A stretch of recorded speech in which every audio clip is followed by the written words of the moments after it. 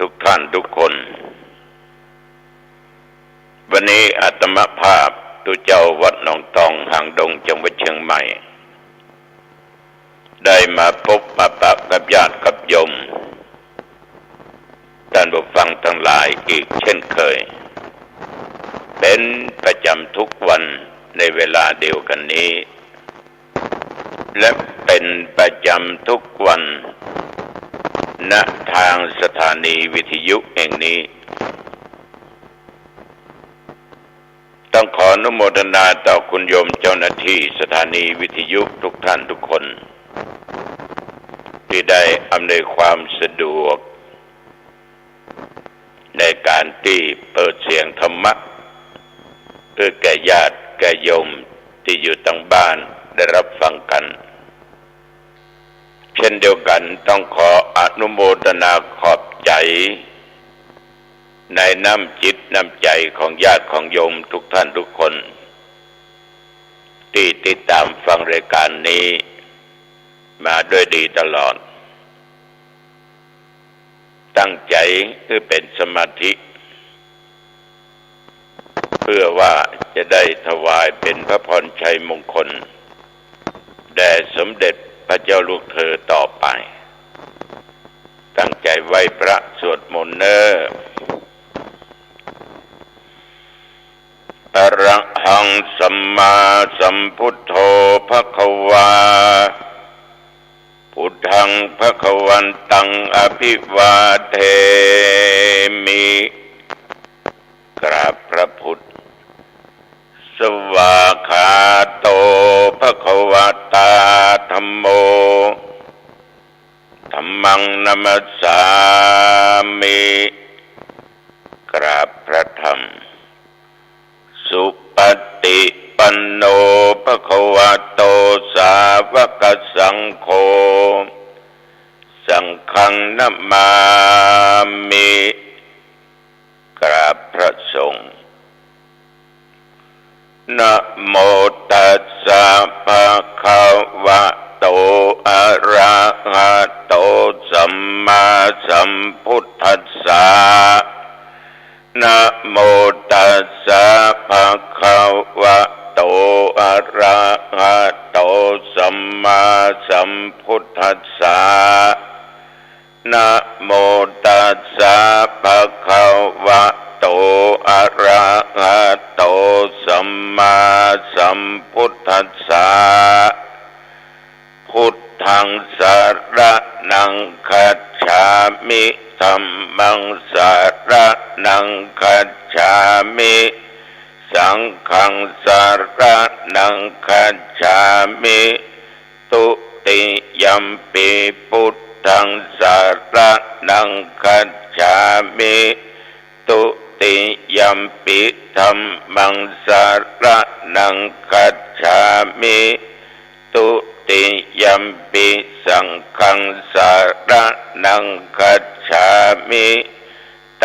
ติยัมปิพุทธังสรณังคัจฉามิตติยัมปิธัมมังสรณังคัจฉามิตติยัมปิสังฆังสรณังคัจฉามิอิติปิโสภะคะวะอะระหังสัมมาสัมพุทโธวิชชาจารณะสัมปันโนสุขโตโลกวิทูอนุตตโรปุริสธรรมสารถิสัทธาเทวมนุษย์สานังพุทโธภควาติยันตุนิมิตตังอวะมังคลัญจาโยจามะนาโปสะกุนัสสะสัทโธปะปะคะโหตุสุปินังอะกันตังพุทธานุภาเวนะวินาศเมนตุยันส สวากขาโตภะคะวะตาธัมโมสันทิติโกอะกาลิโกเอหิปัสสิโกโอปัฏฐยิโกปัจจัตตังเวทิตาโพวินยูหิติยันตุนิมิตตังอะวะมังคะลัญจาโยจามะนาโปสะกุนัสสะสัทโธปะปะกะโหตุสุปินังอะกันตังธัมมานุภาเวนะวินาศเมนตุสุปฏิปันโนภะคะวะโตสาวกสังโฆอุชุปฏิปันโนภะคะวะโตสาวกสังโฆยายะป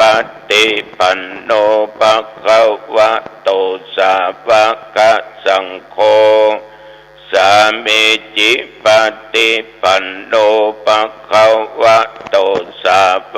กสังโฆยะทิทังจัตตาริปุริสายุคานิอัตถปุริสปุคลาเอสะภะคะวะโตสาวกสังโฆอาหุนายโยปะหุนายโยทักขินายโยอัญชลีกะระนิโยอนุตตรังปุญญเขตังโรกัสสาติยันตุนิมิตตังอวะมังคะลัญจาโยจามะนาโปสะกุนัสสะสัทโธปะปะกะโหตุสุปินังอะกันตังสังฆานุภาเวนะวินาศเมนตุโพชังโคสติสังฆาโตธัมมานังวิจโยตถาวิริยัมปิติปัสสัทธิโพชังคาจะตถาปะเรสัมมาทุเปกขะโพชังคาสัตเตเตสัพพทัสสินามุนินาสัมมาทัคคาตาภาวิตาภาหุริกตาสังวัตตันติอวิญญายะนิพพานายะยะโพธิยาเอเตนะสัจจวัชเชนะโสธิเตโหตุสัพพทาเอกัสสมิงสัมมะเยนะโทโมคคัลลานัญญกัสสปังขิลาเนทุกิเตติสวาโพชังเคสัตตะเทสัญเยเตจะตังอภินันติตวาโรคามุตจิงสุตังคะเนเอเตนะสัจจวัชเชนะโสธิเตโหตุสัพพทาเอกทาธัมมราชาปิเขลัญเยนะภิปิริโตยุนตัตเถเรนะตัญเยวะพันนาเปตวานะสาทะรังสัมโมทิตวาจะอาภาธาตัมหาพุทธาสิธานะโสเอเตนะสัจจวัชเชนะโสธิเตโหตุสัพพทาปะหินาติจะอาภาธาตินันนัมปิมะหิสินังมัคคาหัตถกิเลสาวะปัตตานุปติธรรมตังเอเตนะสัจจ จวัฏเทนะโสทิเตโหตุสัพพทาภวตุสัพพมังคะลังรักขันตุสัพพเทวตาสัพพพุทธานุภาเวนะสัทธาโสติภวันตุเตภวตุสัพพมังคะลังรักขันตุสัพพเทวตาสัพพธัมมานุภาเวนะสัทธาโสติภวันตุเตภวตุสัพพมังคะลังรักขันตุสัพพเทวตาสัพพสังฆานุภาเวนะสัทธาโสติภวันตุเต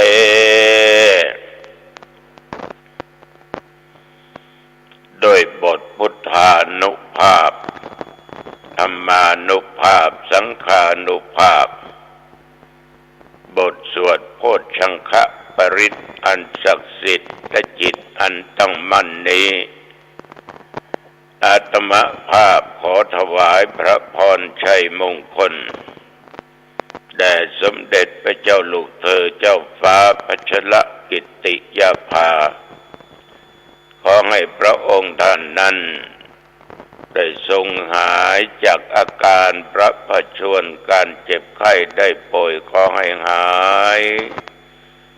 กลับมามีพระสุขภาพพลามัยอันแข็งแรง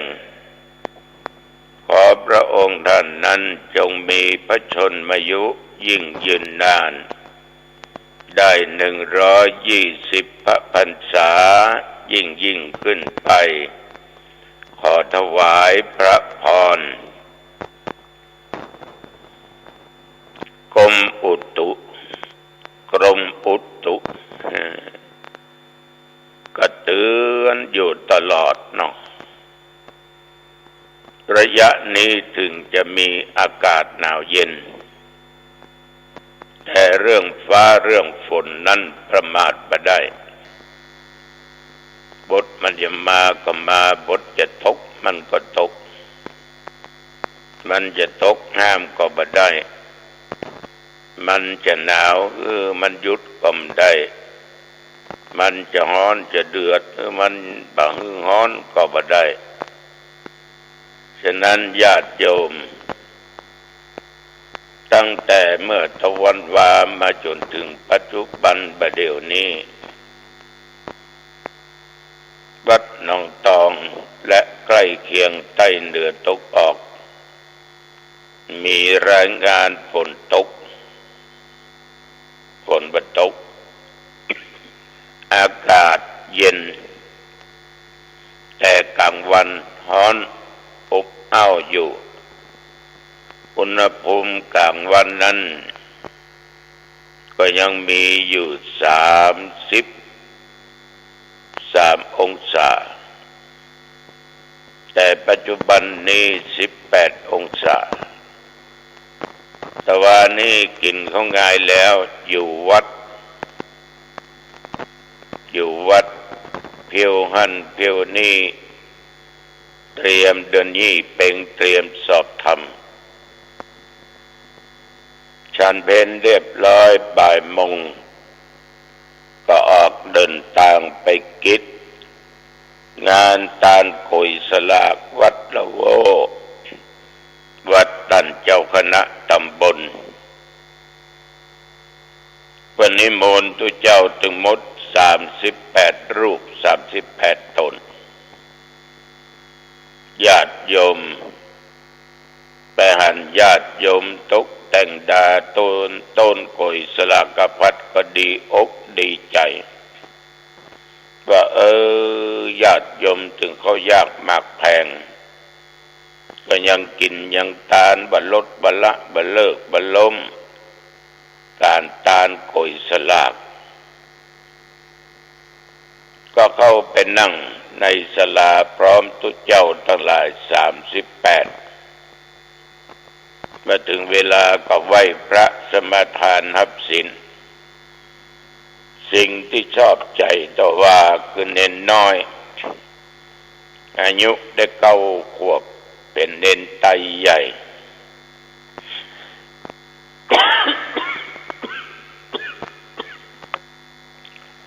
เทศนาธรรมอานิสงส์การตานโกยสลากกพัดธรรมาก็ตั้งใจฟังที่เนนน้อยเทศเขารู้สึกว่าสามเณรเทศได้ดีมากเป็นถ้อยเป็นคำชัดเจนดีสมัยก่อนเขาเป็นเน้นในตัวสั้นทับนะ ฟังเสียงมันดึงหูแล้วมันสั่นในครูบาอาจารย์นั่งกันเป็นหมู่อย่างไหนจะศรัทธาญาติโยมอย่างธรรมาสบ่เคยขึ้นนั่งเทศต่อหน้าคนหลายคนนักแต่เน้นน้อยแต่ว่าขึ้นไปไม่มีความประมาทมีแต่จะเต้นอย่างเดียวเรียกว่าสู้ เสียงก็ดังฟังก็ชัดแต่ว่าเน้นน้อยเต้นคะแนน10นี่เนาะตัวเจ้าฮือ8 คะแนนก็แต่ว่านะเพราะเป็นเน้นน้อยเป็นไตใหญ่ตัวญาติโยมเรียนหนังสือยังไม่จบชั้นประถมเด้อกำลังเรียนอยู่ที่วัดกำแพงงามโรงเรียนสังฆราชอุปถัมภ์บุจารก็โอกาสเป็นทานหลังจากที่เทศจบเดี๋ยวก็อุปโลกเส้นกฐินเส้นสลากพัดแล้วก็ถวายสลากพัดตัวเจ้าก็ได้สลากอันใหญ่4อันใหญ่2น้อย2เพราะว่าศรัทธาเปิ้นมันบลายมีสลากโจก8 ต้นท่านทั้งหลายแต่ว่านี่จะมาภาพจกเป็นอันดับแรกได้เบอร์2โชคดีเว้ยแต่ว่านี่โชคดี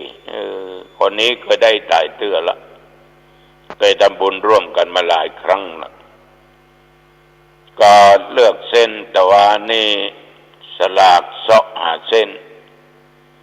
ต้นสลากมีในวัดหลังวิหารที่ศาลาหน้าวัดตำต้นไม้เปิ้นก็เอาโกยเนี่ยเสาะหาเส้นตัวเจ้าก็นั่งอยู่ที่โต๊ะนั่งเก้าอี้อยู่แล้วก็เขียนป้ายติดวัดนั้นญาติโยมเพื่อก็มาเสาะหาเส้นอาตมาภาพก็นั่งบนศาลาโฆษกก็ประกาศว่าหลวงพ่อใหญ่อยู่บนศาลาเน้อแต่ทาก็มาทานกันที่นั่นนะถึงพิเศษถึงอะไรอย่างเสร็จเรียบร้อยก็ลาตุหลวงปิกวัดหนองตองไปยักการต่อแต่ว่านี่เมื่อค่ำเมื่อคืนก็ไปไหนเนอะอยู่วัดตาบเต้าทุกวันนี้เราจะอ่านได้อย่างหนึ่งว่าความสมานสามัคคีมีที่ไหนความสำเร็จเกิดที่นั่นความสงบสุขเกิดที่นั่นพี่น้องญาติโยมการเคารพนับถือกันไว้วางใจกันการเอื้อเฟื้อเผื่อแผ่กันเป็นสิ่งที่ดีมากๆในหลักธรรมในทางพุทธศาสนาการเอื้อเฟื้อมีอยู่6 อย่าง6 ประการด้วยกัน 1. เอื้อเฟื้อในพระพุทธ 2. เอื้อเฟื้อในพระธรรม 3. เอื้อเฟื้อในพระสงฆ์ในพระพุทธนั้นฐานะหมู่เฮาเป็นชาวพุทธเราจะเข้าสู่ศาสนพิธีกรรมต่างๆจะกินจะทานจะทำนั้นทำนี้เราก็เอาพระพุทธเจ้าเป็นใหญ่เป็นหนึ่งเรียกว่าถึงองค์จริง ท่านได้จากไป 500-600 ปีแล้วก็ตามแต่ว่าตัวแทนของพระพุทธเจ้านั้นก็คือพระธรรมกับวินัยเขาก็ไว้สารูปของพระพุทธองค์ในปางต่างๆอิริยาบถต่างๆจากพระพุทธรูปองค์น้อยองค์ใหญ่ขนาดไหนก็ตามเขาก็ถือว่าเป็นตัวแทนของพระพุทธเจ้าเขาบ่ได้ไว้อิฐไว้ปูนไว้ไม้ไว้ทองเหลืองทองแดงบ่ได้ว่าบ่ได้คิดอย่างเขาว่าเขาไว้เพื่อเป็นการแสดงออกซึ่งความกตัญญูกตเวทิตาพระพุทธเจ้าเป็นเจ้าของศาสนาเป็นเจ้าของแห่งธรรมะฉะนั้นญาติโยมเขานึกถึงพระคุณของพระองค์ทดแทนพระองค์ด้วยการเอื้อเฟื้อหรือการเคารพดีใจที่หันญาติโยมถ้าหันสารูปพุทธเจ้ายมจะกราบจะไหว้จะยกมือไหว้อันนี้เป็นการเอื้อเฟื้อบ่ดูหมิ่นบ่ดูถูกบ่เหยียบย่ำนะเอาสังเกตได้สักเตื้อพุทธรูปถูกฝังไว้เมินก็ดีอยู่ที่ใต้น้ำก็ดีศรัทธาญาติโยมไปพบไปปะดูเจ้าไปหูไปหันโอ้เอาไปเจ้าขึ้นจากน้ำออกจากดินสละสลงน้ำส้มปล่อยกาน้ำอบน้ำหอมกาหามกันศรัทธาญาติโยมโปรยเข้าตอกดอกไม้กันแสดงถึงความเคารพนอบน้อมต่อสารูปขององค์สมเด็จพระสัมมาสัมพุทธเจ้าอ่านแล้วก็ชื่นอกชื่นใจดีอกดีใจ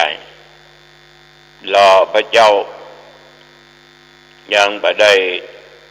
อบรมสมโภชบ่ใช่บวชพระเจ้านิยมนะไปเข้าใจอบรมสมโภชก็คือนิมนต์เจ้าพระสงฆ์องค์เจ้ามาเจริญพุทธมนต์บทพุทธคุณธรรมคุณสังฆคุณเป็นหลักนะเพราะว่าเวลาที่เขารอนั้นน่ะการรอพระเจ้านั้นอาจจะได้ย่ำหั่นเหยียบนี่ทำนั้นทำนี้ทีนี้มันเสร็จเอาก็มาสละสลงกันเนี่ยไม่ใช่บวช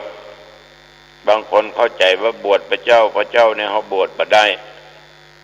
เพราะท่านเป็นเจ้าของพุทธศาสนาฉะนั้นญาติโยมเอาสละสลงกันเดือนจีปีใหม่อบรมสมโภชนิมนต์เจ้ามาเทศน์มาสวดกันเขาก็คิดกันอย่างนั้นเพราะเขาถือว่าพระพุทธรูปเป็นผู้ที่คือธรรมะคือเป็นตัวแทนของพระพุทธเจ้าถึงเขาจะรู้ว่าตัวแทนของพระพุทธเจ้าคือศีลกับธรรมหรือพระธรรมกับวินัยอย่างใดก็ตามต้องมีการเคารพเอื้อเฟื้อในพระธรรมคำสอนของพระพุทธองค์ธรรมะถึง 84,000 พระธรรมขันธ์บอกว่าพระสุตตันตปิฎกพระวินัยปิฎกพระอภิธรรมปิฎกพระเขาก็ถือว่าทั้งศีลทั้งธรรมเป็นตัวแทนของพระพุทธเจ้าเอื้อเฟื้อในที่นี้นอกจากการเคารพแล้วบอกว่าหนังสือธรรมะคัมภีร์ธรรมะอะไรอย่างก็ตามญาติโยมท่านผู้ฟังเอาการเคารพการเอื้อเฟื้ออ่านหนังสือธรรมะตกหล่นเนี่ยที่ไหนเขาก็เก็บใจว่าเอาไปห่อก็ทอดเนี่ยไปห่อจิ้นทอดเนี่ยอีน่ะ หนังสือธรรมะจัดนักที่วัดไปหั่นไปนี่เพิ่งก็ถวายก็เก็บเวลาว่างมาใดก็ตึงหาหูซึกเอามาอ่านญาติโยมมาจะทำให้เกิดสติและปัญญาขึ้นฉะนั้นธรรมะก็ต้องเอื้อเฟื้อนอกจากการศึกษาแล้วก็ต้องนำไปปฏิบัติตามศึกษาแล้วต้องนำปฏิบัติตามศึกษาก็ด้วยความเคารพบ่ดูหมิ่นบ่เหยียดย่ำอย่างอันอย่างอี้อย่างเราต้องอู้กันนะมันความพานมันพาไปเนาะฟังคำธรรมกินพริกดำกับข้าว สู้ฟังกำขีดเล่าบ่ได้อวดกินลาบถึงวัน เนี่ยความบดีพาไปเป็นบาปเป็นกรรมฉะนั้นการเอื้อเฟื้อพระธรรมนั้นก็คือช่วยกันศึกษาช่วยกันสาธยายช่วยกันเผยแพร่ช่วยกันปฏิบัติในหลักธรรมคำสอนของพุทธเจ้าเอื้อเฟื้อในพระสงฆ์จะสงฆ์โดยสมมุติหรืออริยสงฆ์ก็ตามขึ้นชื่อพระสงฆ์ท่านก็มีสัญลักษณ์คือนุ่งเหลืองห่มเหลืองนะปฏิบัติกันมาอย่างเงี้ยเป็นประเพณีมาอย่างเงี้ยเป็นปันปีมาอย่างเงี้ยฉะนั้นญาติโยมอย่างน้อยพระสงฆ์ท่านก็ศีล227ถึงท่านจะขาดตกบกพร่องไปมันก็เป็นเรื่องของกรรมของเวรเราก็ต้องคือการเอื้อเฟื้อเคารพเหมือนกับญาติกับโยมเนี่ยคือการอุปถากอุปัฏฐัมภ์โดยเสนาสนะที่อยู่ที่อาศัยอาหารบิณฑบาตนะคือเครื่องนุ่งเครื่องห่มผ้าสบงจีวรผ้าสังฆาทานผ้าตุเจ้าพระเนนนอกนั้นเวลาตุเจ้าบ่สบายเน้นสบายก็ช่วยกันดูแลรักษาส่งเข้าสาจังหันทำบุญตักบาตรกันอยู่สนับสนุนกันอย่างเงี้ยนี่เป็นการเอื้อเฟื้อกันเผื่อแผ่กันคือการเคารพกันนับว่าเป็นสิ่งดีคนเอาถ้าเคารพกันมันก็อยู่ด้วยกันมาได้ศรัทธาก็เคารพตุเจ้าพระเนนตุก็เคารพศรัทธาญาติโยมมีความอ่อนน้อมต่อกันมันอยู่ด้วยกันมันก็จะเป็นหลักเป็นแหล่งมั่นแก่นได้ฉะนั้นความเอื้อเฟื้อ6อย่างอู้ไป3 1พระพุทธ2พระธรรม3พระสงฆ์เอื้อเฟื้อในการศึกษาในการบ่มประมาทในการปฏิสันทานการต้อนรับก็เป็นหน้าที่ของหมู่เฮาทุกคนเอาละวันนี้อู้จะไปมาเป็นเวลาพอสมควรอายุวันโนสุขังพลังเนอวันนี้ไปลืมเนอที่วัดสีล้อมมีการทานผ้ากฐินตอนเช้าตอนบ่ายถวายโรงเรียนตอนค่ำการเจริญพุทธมนต์อบรมสมโภชที่วัดศรีสุพรรณห่างดงรองเจ้านะวันนี้ประกาศทานกฐินโดยทานแตนกล้วยสลากในตอนบ่ายตัวอายุวันโนสุขังพลังกรรมพบกันใหม่โอกาสหน้า